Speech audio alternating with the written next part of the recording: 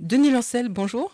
Bonjour. Nous vous retrouvons aujourd'hui pour parler en quelque sorte de la filiation que notre nouveau pape Robert Francis Prévost a choisi. Comme journaliste et auteur chrétien, vous avez une connaissance, on dirait assez exhaustive, des 266 papes qui ont Oula. précédé celui qui vient de prendre la tête de notre Église aujourd'hui. Je cite juste pour mémoire votre ouvrage, François le successeur, paru aux éditions Téqui en 2020. Il y a eu beaucoup d'autres ouvrages que vous avez pu paraître, mais c'est celui-là qui justifie, entre guillemets, cette connaissance que j'évoquais à l'instant. Alors, Oui, Denis, sur la complémentarité des papes, enfin, oui. oui, j'avais tronqué le titre, oui, excusez-moi. Et alors, Denis Lancel, notre nouveau pape, a donc choisi ce nom de Léon le XIVe.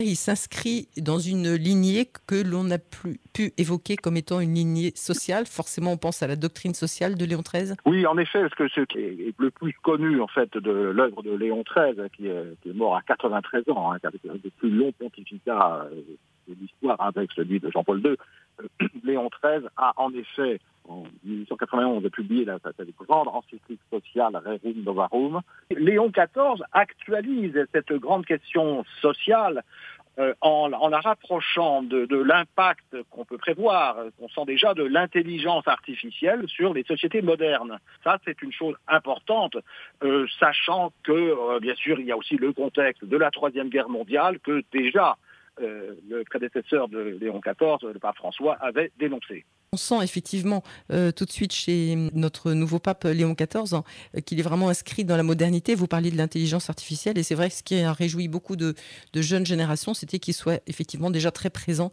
sur les réseaux sociaux, qu'il sache utiliser les nouvelles technologies. Ça ne veut pas dire Oui. qu'il ne met pas en garde effectivement contre Absolument. ces... Oui, oui, parce que on sent qu'on a, avec Léon XIV, Robert Francis Prévost, qui est un nom français, d'origine française, eh bien, on sent chez lui, il y a une intégration dans le monde moderne et en même temps un esprit critique face aux dérives et aux dangers qu'il peut y avoir. Si on revient sur le côté social aussi de la doctrine sociale promulguée par Léon XIII, il y a aussi là aujourd'hui encore de nombreux enjeux. Le capitalisme et le libéralisme que dénonçait Léon XIII n'a pas disparu. Non, bien sûr, on a même affaire alors à ce que un prêtre universitaire belge appelait la dérive totalitaire du libéralisme même. Déjà, Léon XIII fustigeait la concentration entre les mains de certains de l'industrie et du commerce, devenu le partage d'une oligarchie. Des plutocrates, qui imposent un joug, je cite Léon XIII, presque servile à l'infinie multitude des prolétaires. Donc c'était là très très net et très vigoureux. C'est très actuel, Voilà. c'est très actuel comme propos. Encore. Et oui, et Léon XIII recommandait l'association fraternelle des travailleurs, un bon syndicalisme, et l'intervention de l'État en cas de besoin pour régler les rapports entre patrons et ouvriers, employeurs et employés. Donc en 1891. Donc c'est comme ça que cette encyclique de Léon XIII a fondé le catholicisme social en dénonçant, en évoquant des conditions de travail inhumaines au XIXe siècle de la classe ouvrière et les moyens qu'on peut espérer employer en tant que catholique, notamment pour y remédier. Denis Lancel, donc ça c'est un chantier qui sera aussi dans la continuité du pape François. Mais je voudrais revenir sur l'héritage en quelque sorte de Léon XIII, Oui. Puisque c'est lui aussi qui avait remis sur le devant de la scène l'héritage intellectuel de saint Thomas d'Aquin. Absolument. Et dans son encyclique Aeterni Patris, Père éternel, Léon XIII a préconisé la relance des études thomistes, donc de promouvoir l'étude de cette philosophie de saint Thomas d'Aquin au sein de l'Église. Et c'est ça qui a donné des fruits merveilleux. En France, on a eu Jacques Maritain, Gilson, Jacques Maritain, qui était un inspirateur du pape Paul VI. Donc il y a toute une filiation très intéressante.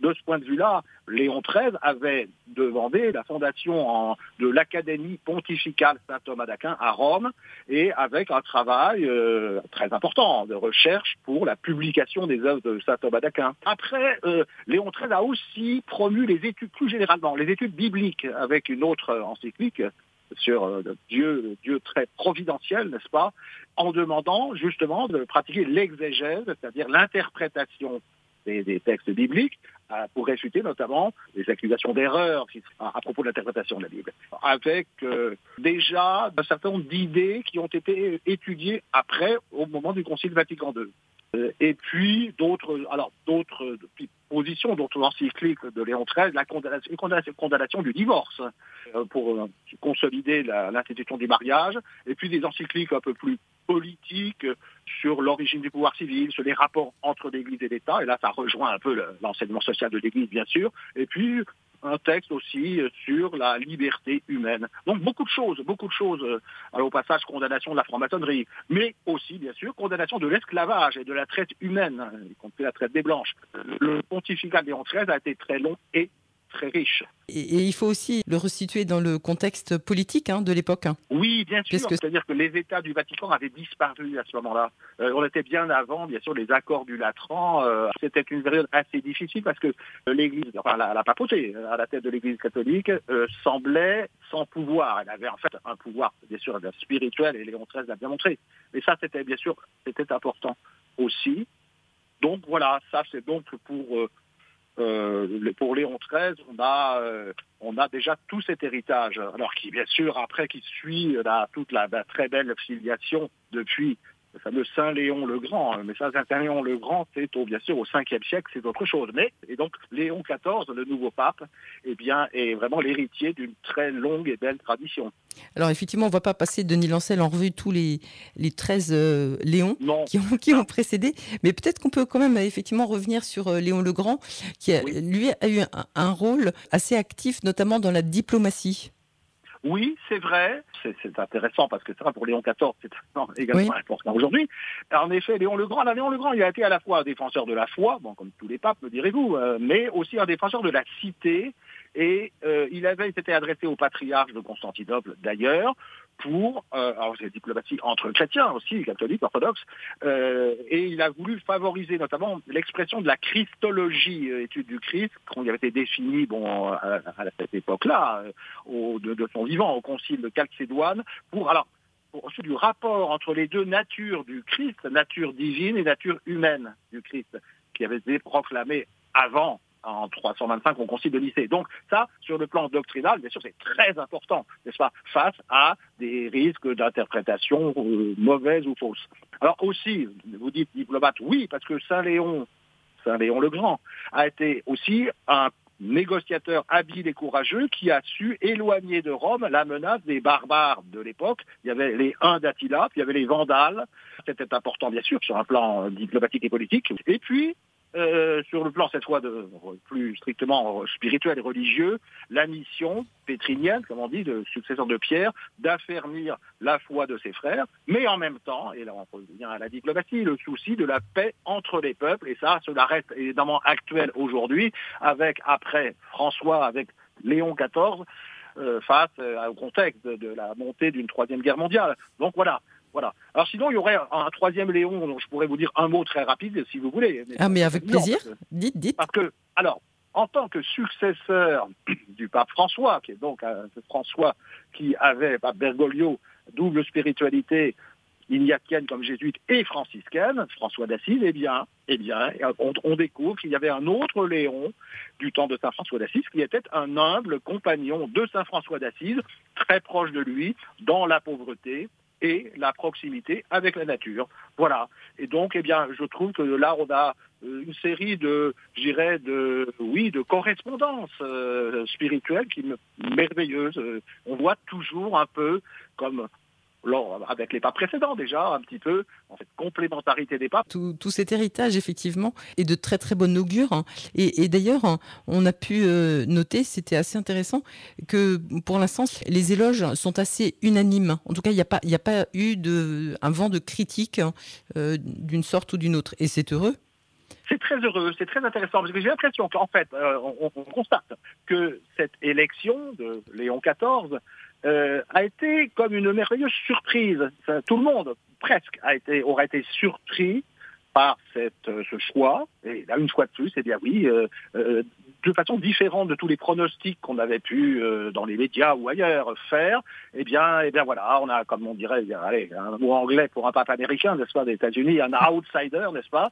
La providence de Dieu a choisi un autre homme, et cette surprise est apparaît vraiment comme une très heureuse surprise. Ce que disait encore, je me permettrai de le citer, mon évêque, monseigneur Mathieu Rouget, l'évêque de Nanterre, qui a très bien exprimé cette surprise et cette joie de tous les hommes de bonne volonté, même à l'extérieur, comme auparavant, déjà à l'extérieur de l'Église catholique. Il y a aussi des gens qui sont agnostiques ou qui sont protestants, qui sont orthodoxes, etc.